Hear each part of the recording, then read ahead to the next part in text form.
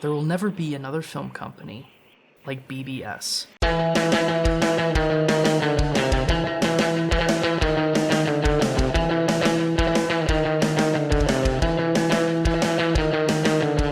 Just as the old studio system was in free fall and a growing trend of defiance was changing the face of American cinema, along came BBS, a production company which specialized in a radical aesthetic and counterculture politics.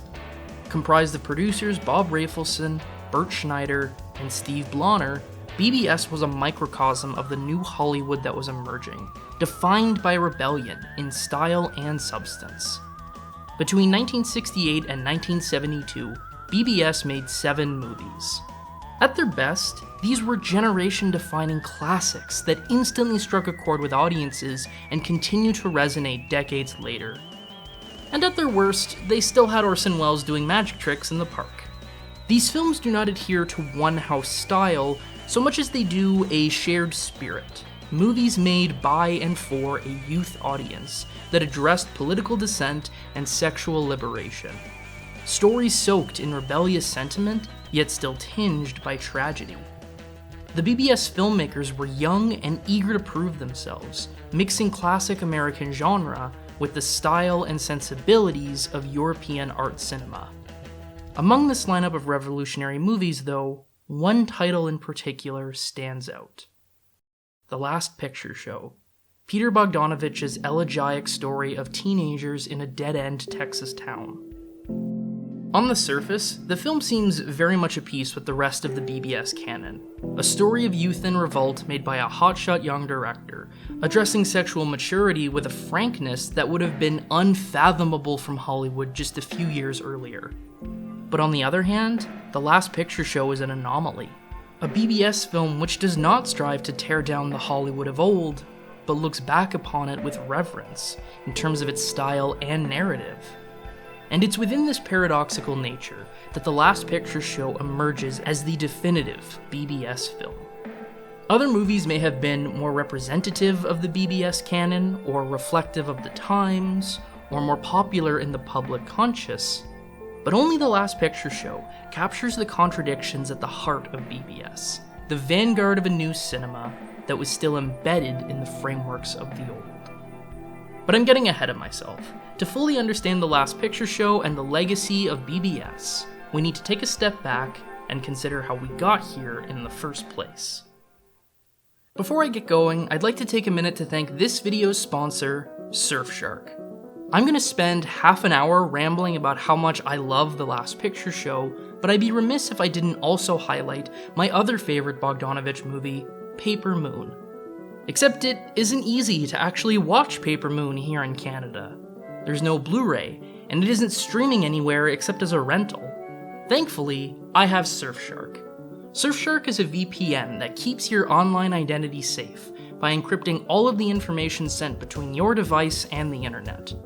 More pertinently for my Paper Moon deprivation, Surfshark lets me access other countries' streaming services, allowing me to watch Bogdanovich's conman adventures on the American Amazon Prime.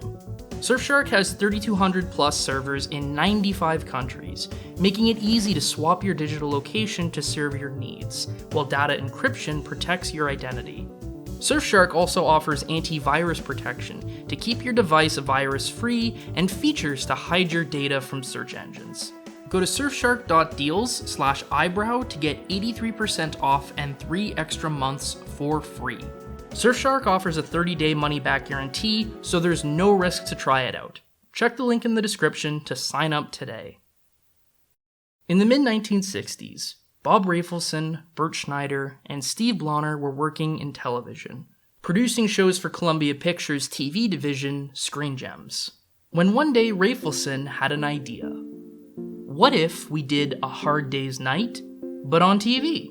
A sitcom about the misadventures of a 4-piece rock band, full of goofball antics and bubblegum pop rock. And if we can't find a rock band to build a show around, then we'll just make our own. The band could be cast the same way any TV show is cast, with actors auditioning for the roles. Thus, the Monkees were born. Hey, we're the Monkees, and people say we monkey around. Both the show and the band were, rather transparently, a corporate product.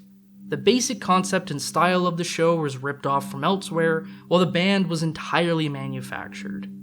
Cast by TV producers, the Monkees didn't write their own songs, and had little to no influence in the musical direction of the band, as a young Marge Bouvier would cruelly learn. That's not even Michael Nesmith's real hat! Phony or not, the Monkees were a breakout smash hit, earning high TV ratings and massive revenue through merch and record sales. The show would only last from 1966 to 68, but it was enough of a sensation to earn BBS, then going by the name Raybert Productions, their start in film. Can you dig it? Do you know? Though ostensibly a Monkees movie, Head is markedly different than the TV show it was spun off from. Just as the Monkees were eager to prove themselves a legitimate rock and roll band for adults, Rafelson wanted to prove he was a legitimate director, an artist, not just the suit who conceived the Monkees. The resulting film, co-written by a young Jack Nicholson, was a psychedelic mix of various Hollywood genres colliding with avant-garde experimental filmmaking techniques. Rather than a linear narrative, the film is composed of a series of surreal skits that range from the playfully humorous to seething political anger. But at the core of Head is a self-reflexive deconstruction of the Monkees themselves.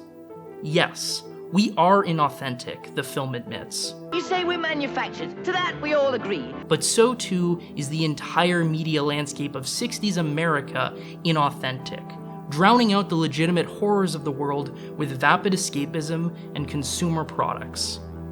The most striking distillation of this theme comes early in Head.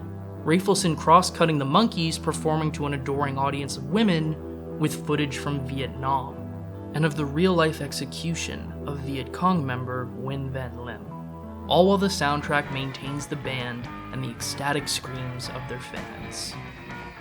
Today, aspects of the film's socio-political critique might seem juvenile. Head's thesis can very easily boil down to, you know what's really manufactured? Society, man. The film's use of rather loaded imagery from Vietnam to shock and provoke can also read as being in very poor taste. But it's important to remember the context within which Head was made, and the severe trepidation Hollywood had when it came to the Vietnam War. As film critic and academic Jay Haberman notes, the only film Hollywood made during the war that addressed Vietnam more explicitly than Head was John Wayne's The Green Berets, an ultra-nationalist, pro-war action movie made in direct response and opposition to the growing anti-war movement in the US. In this climate, Head's shocking provocations seem downright necessary, a fierce rebuttal to an American cinema afraid to face Vietnam with any degree of honesty. Even putting aside questions of substance, the sheer style of Head is frequently exhilarating. Rafelson's experimentation with negative imagery, exposure, and match cutting results in a dazzling viewing experience. Nary a minute goes by without something weird or creative taking place, without some bizarre visual playfully asking for interpretation, or a shocking cut to shatter the mold of a scene and introduce something new. Head was not successful upon release, but it wouldn't matter, because during the film's production, BBS would take up a pitch for a low-budget biker movie that would change the company's fortunes. Easy Rider was first cooked up by Peter Fonda and Dennis Hopper as another biker film for B-movie producer Roger Corman, following hits like The Wild Angels. But the script proved too profane for Corman, so they took it to BBS instead. The company saw a lot of commercial potential in Easy Rider, and still flush with cash from the Monkees, gave the pair a $360,000 budget, with Fonda as producer and Hopper directing. A loosely plotted story of bikers cruising from LA to New Orleans for Mardi Gras, made in a frenzy of disorganization and inexperience, the film rejects traditional narrative in favor of an experiential journey with its heroes. Its highs are the open road, soundtracked by popular rock hits rather than a traditional film score in what was then still incredibly unconventional. Its lows are the murder of a friend and a cemetery acid trip, each rendered through a series of disorienting edits. Just as Easy Rider's stylistic flourishes emerge from a rebellious attitude, so too does its substance. At the most obvious level, the film is awash in casual and persistent drug use and graphic sexuality, while also making folk heroes of its drug-dealing hippie outlaws. But as Matt Zoller Seitz argues, Easy Rider's rebellious spirit is deeper than just the iconography of 60s counterculture. Fundamentally, this is a movie about freedom, a movie asking if it's even possible to be truly free under capitalism. At first glance, protagonists Wyatt and Billy seem to have accomplished just that. They are iconoclastic outsiders, rejected by the squares of the establishment and live true to their own convictions. But they never really escape. We blew it. What? Wyatt and Billy's ultimate goal, to make a small fortune selling cocaine, then live in leisure, is a mirror to the middle-class American dream, to make a whole bunch of money and then retire. Seitz sees a grim amusement in these hairy bikers discussing retirement in Florida like some old married couple from New Jersey, that even figures as bold as Billy and Wyatt cannot escape economic imperatives.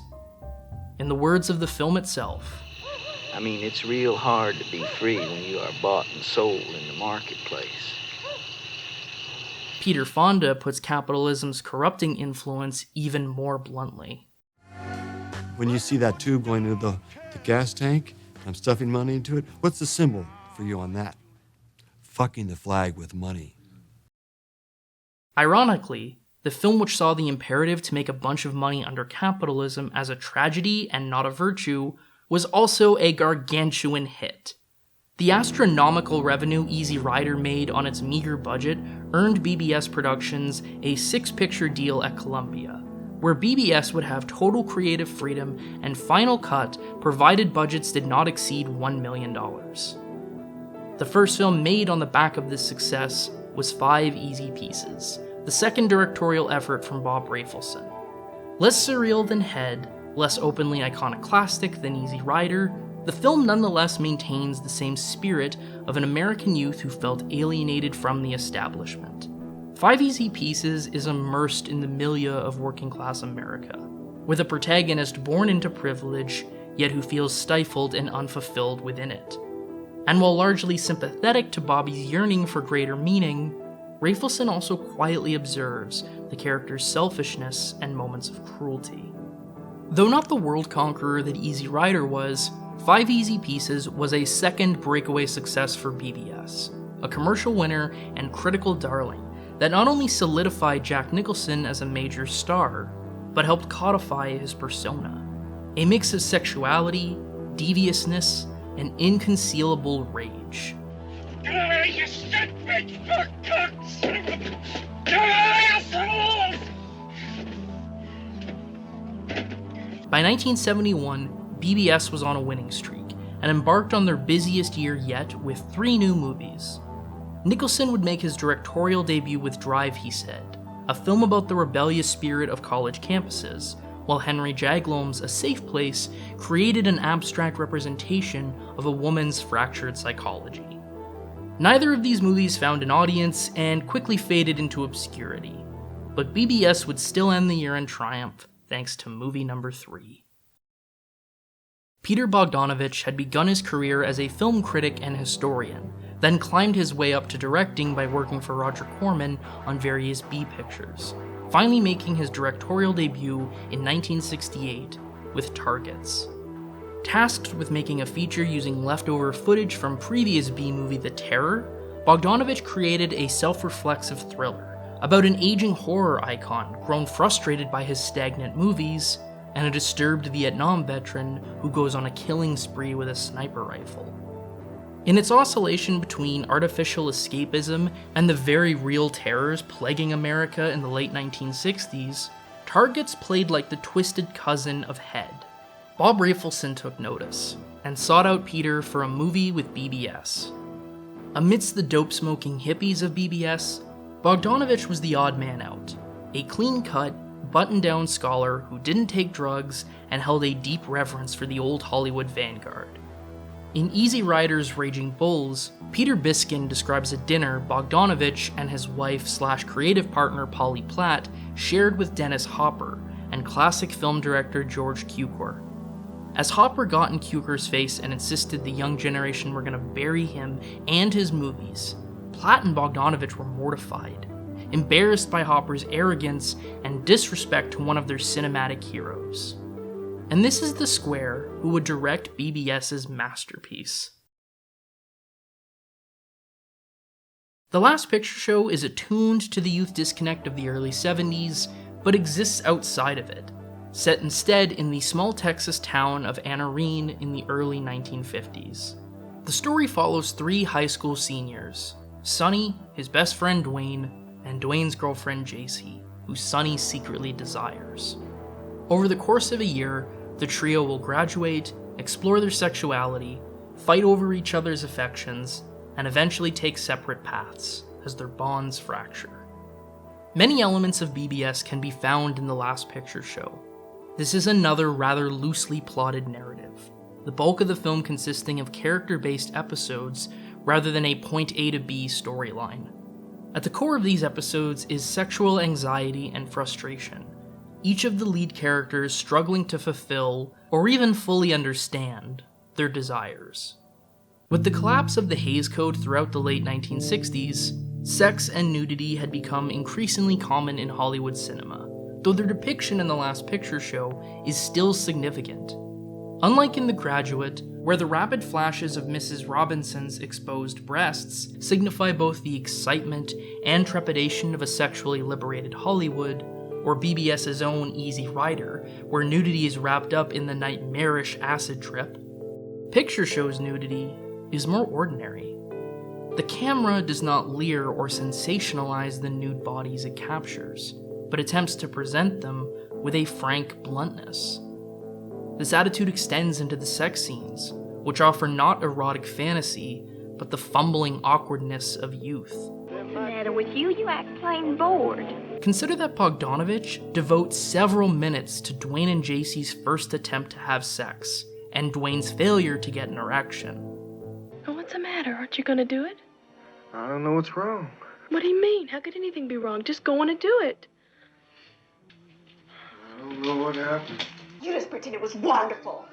Well, I'm sorry. I don't know what happened. Oh! If you say that one more time, I'll bite you. While their successful coupling occurs off screen.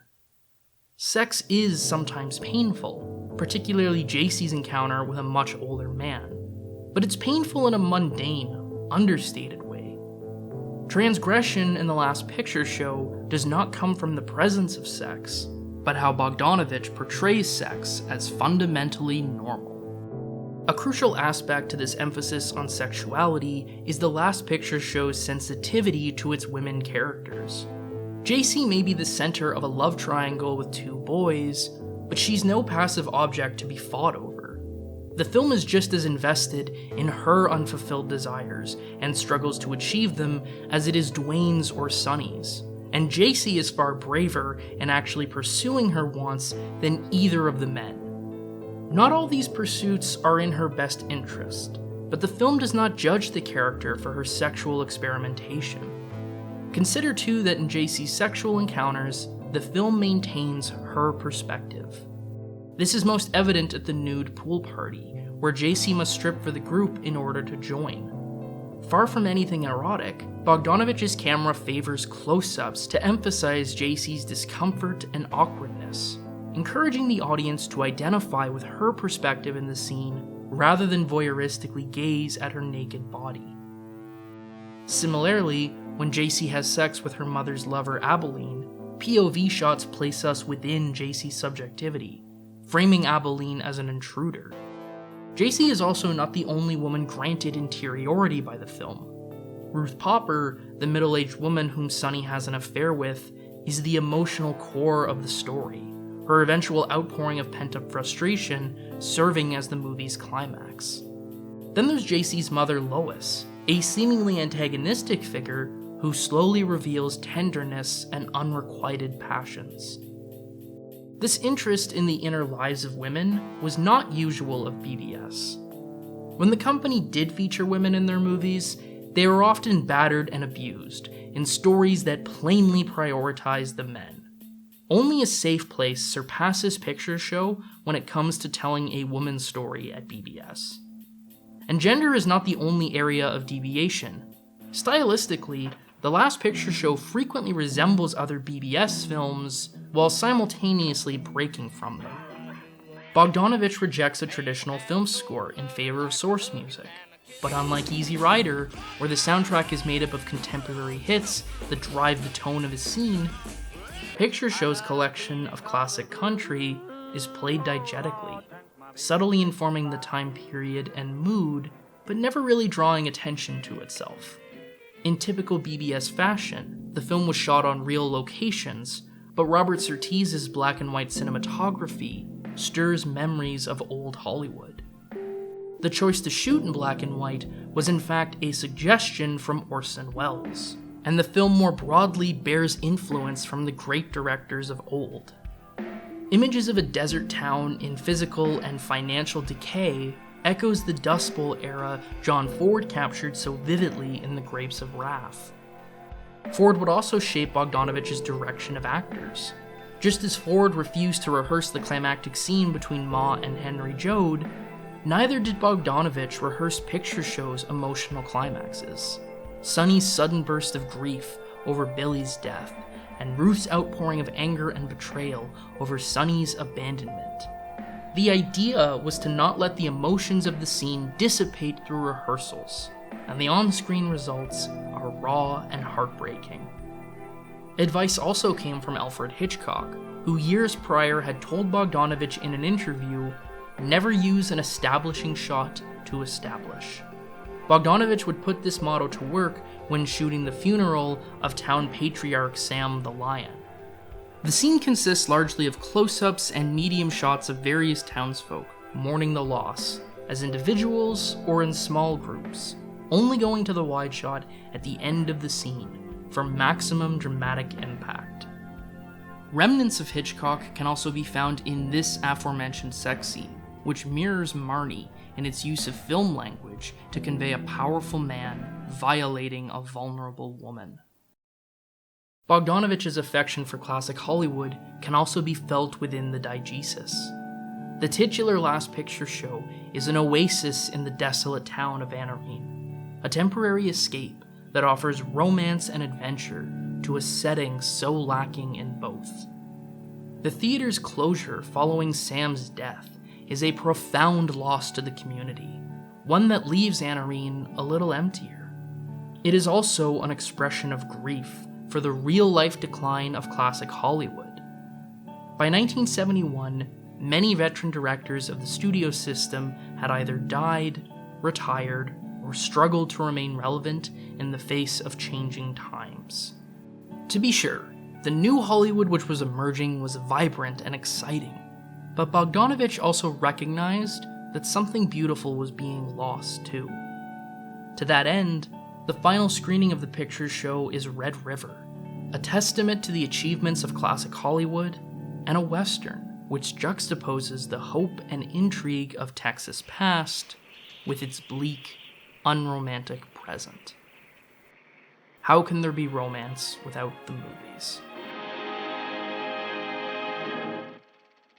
This affection for the older generation bleeds into the film's treatment of its elderly characters.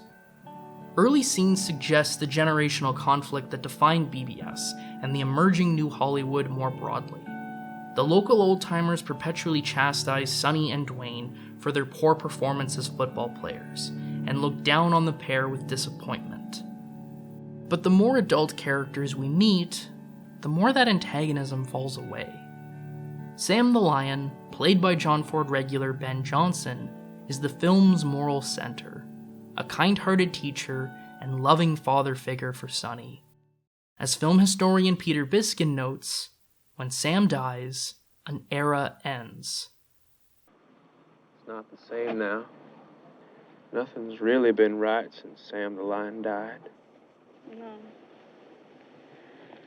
No, it hasn't. The kindness of Ruth and Genevieve is a warm center to the otherwise cold town. And for all her disappointment in JC's choice of boyfriend, Lois is not a regressive figure imposing a sexually repressive education on her daughter. On the contrary, she encourages JC to sleep with Dwayne and not view sex as some all-defining moral arbiter. Even the scornful disapproval over football is recontextualized by the end of the film. Maybe it isn't fair for these old men to invest so much in the athletics of teenagers. But what else is there to do in Anne Arene? Rather than a story of generational conflict, The Last Picture Show ruminates on the perpetuation of generational struggles. The sexual frustration and unrequited desires which afflict the teen characters are reflected in the old, each facing the same challenges, the same heartbreaks. Most significantly, Ruth and Sonny's affair is not just a plot device that happens to Sonny. Bogdanovich is just as invested in Ruth's perspective. Notice how their first sex scene privileges her reaction, and that she carries the emotional weight of the film's final scene, not Sonny. The viewer is encouraged to identify with her heartache. And this is to say nothing of the fact that the early 50s setting means that The Last Picture Show's teen heroes would be parents by 1971 when the film was released. This might all seem like a complete betrayal of BBS's core values. How could the company, supposedly at the forefront of a revolutionary new cinema, which tore down the aesthetics and values of old Hollywood, now look back upon the generation with such reverence? But this is less of a radical departure than it might seem. BBS had in fact always been in debt to classic cinema.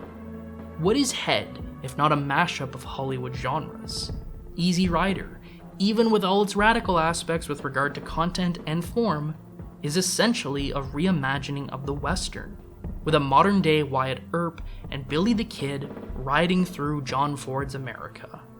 It's also no coincidence that Rafelson's most personal movie was about a rich kid pretending he was working class. He, like the other BBS producers, came from money, and many of BBS's key figures had strong ties to the Hollywood establishment. Dennis Hopper had worked through the studio system as an actor in the 1950s. Peter Fonda was literal Hollywood royalty. And then there's Bert Schneider, whose father was the president of Columbia Pictures. I'll bet that came in handy when BBS was negotiating their 6-picture deal. For all the talk of BBS as a bastion for independent filmmaking, they reportedly behaved quite similarly to a major studio. To quote filmmaker Jim McBride, "The truth is, they were very schizophrenic. We used to call them the Hollywood sperm because they were all children of successful Hollywood people. They had beards, but in other ways, they didn't seem all that different. These were very rich guys who were playing at being hippies." And let's not forget that the golden goose that allowed BBS to function at all was the Monkees, the very essence of corporate-produced art. I don't lay all this out to try and undermine BBS or their accomplishments. The transgressive qualities of their body of work, in regard to both narrative and style, are innate to the films themselves, and aren't compromised just because a lot of the BBS guys had strong ties to the Hollywood establishment. But I do think it's important to put BBS in their proper context, to acknowledge that, for all the company's rebellious qualities, they also owed a lot to old Hollywood, in both abstract and in literal ways. The Last Picture Show understands this context, and that's what makes it the definitive BBS film. Despite breaking from many of the company's tenets on the surface, the film is in fact far more honest about who BBS were. Filmmakers who built on and responded to the works of an older generation. This is reflected in Bogdanovich's stylistic allusions and references to classic cinema, but also in how the youth conflicts in the film are really echoes of the parents. It isn't a story of us versus them, but of generational inheritance. The gentleness afforded to the older characters of the Last Picture Show may have seemed unusual for BBS, but it nonetheless stems from the core conflict which runs through the company's movies. The characters in the Last Picture Show, young and old, want exactly what all the other protagonists of BBS wanted: to escape. The fundamental BBS narrative is trapped characters yearning to break free and transform their lives. But they never can. Bobby Dupre runs away from his bourgeois life only to be pulled back by his father's illness. Wyatt and Billy are seemingly free-spirit outlaws who still pursue a warped version of the American dream. Drive, he said, concludes with its most defiant, radical, freeing lab animals, only to be arrested and thrown in a padded wagon. Noah's titular safe place is fleeting, never truly attainable. Even the Monkees fight to escape the metaphorical box they are forced into by both the public and the studio. Head's culminating image is the band back in the box, carted away by their studio master. The Last Picture Show places its characters in a box too. It's called Anarene, Texas. The dying town offers little hope for its inhabitants, young or old. The only readily available work is laboring in the oil fields. The only consistent social outings are the dwindling businesses owned by Sam. Lois fills the emptiness in her life with a passionless affair with one of her husband's employees. JC's multiple dalliances with men are likewise driven in part by a searching for a way out. The best she can do is mount a gesture of rebellion against her parents by marrying Sonny, whom she does not love. The marriage is quickly annulled anyway. Sam laments a lost love, holding on to its precious memory. Ruth briefly finds solace in her affair with Sonny until she's discarded in favor of JC. Dwayne's only reprieve is to join the army and fight in Korea. I'll see you in a year or two if I don't get shot. Sonny remains in a town a little colder than it was at the beginning. His best friend is gone, lost not only to the US Army, but also to their fight over JC. Even when Dwayne and Sonny have seemingly reconciled, the relationship is forced and stilted. They will never laugh together the way they did as boys.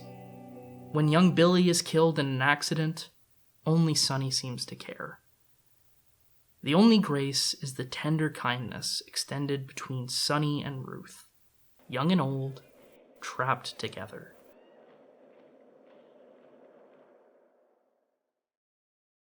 The Last Picture Show was a massive critical and commercial success, raking in 8 Oscar nominations and 2 wins, establishing Bogdanovich as one of the premier directors of the 1970s.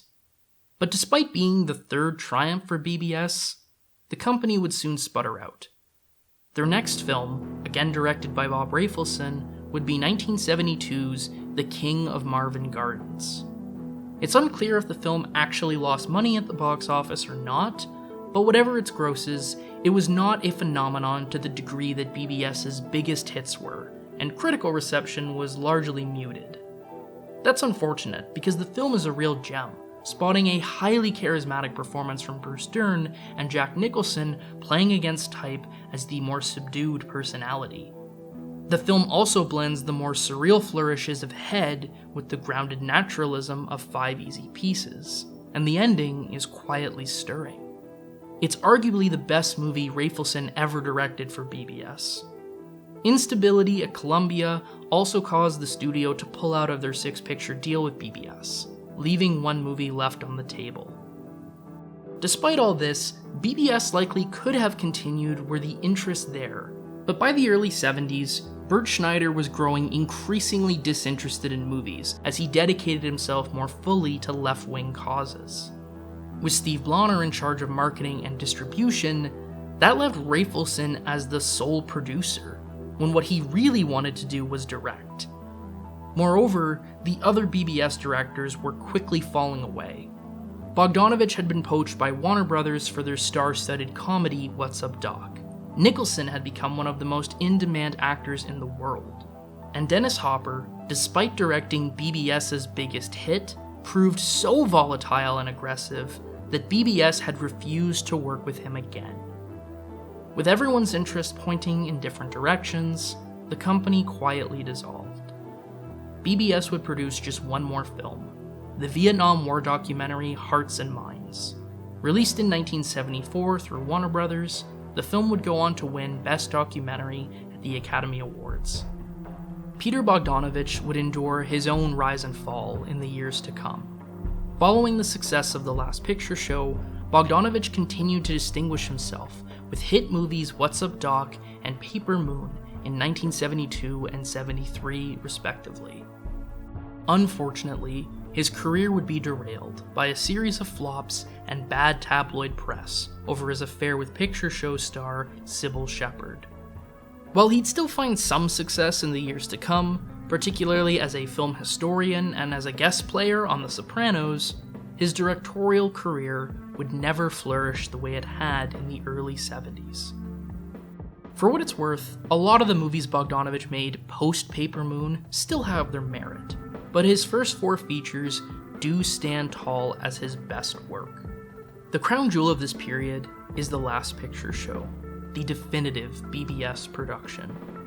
Made at the intersections of old and new Hollywood, the film is a piece with both, broaching modern subjects and issues through a classical style, capturing the spirit of tumultuous times without being strictly bound to any one era. Where so many other BBS movies wore their rebellion on their sleeve, The Last Picture Show offered quiet rumination on the perpetuation of generational conflict. The result was the most honest film BBS ever made, reflective of the company's roots within the studio system and influenced by generations of Hollywood's past, while still pointing towards a new American cinema.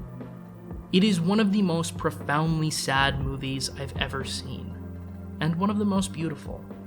Bogdanovich does not offer a better world to his heroes, but there is tenderness in the shared kinship which develops between people, fleeting moments of warmth. BBS 2 was fleeting, but while the company may have failed to sufficiently transform Hollywood in the long run, their brief existence helped bring some great art to the screen, reflections of the times, and in some cases, reflections for all time. On January 6, 2022, Peter Bogdanovich passed away from complications of Parkinson's disease. He was 82 years old. Peter's death hit me in a strange way.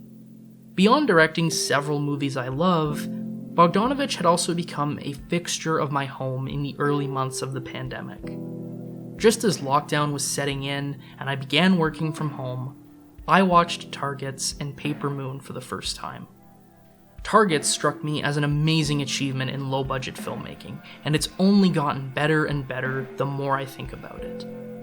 Paper Moon was love at first sight, a great movie whose delicate mix of melancholy and whimsy proved exactly what I needed in anxious times. A month later, Turner Classic Movies launched their podcast, The Plot Thickens, its first season covering the life and career of Peter Bogdanovich. And I clung to this series like a life raft. Weekly episodes provided me with some much-needed stability, something to look forward to when the rest of the world felt like chaos. I loved the detailed attention to filmmaking and history. I loved listening to anecdotes about eating Fritos with Orson Welles. I loved the honesty with which the series looked back on the past.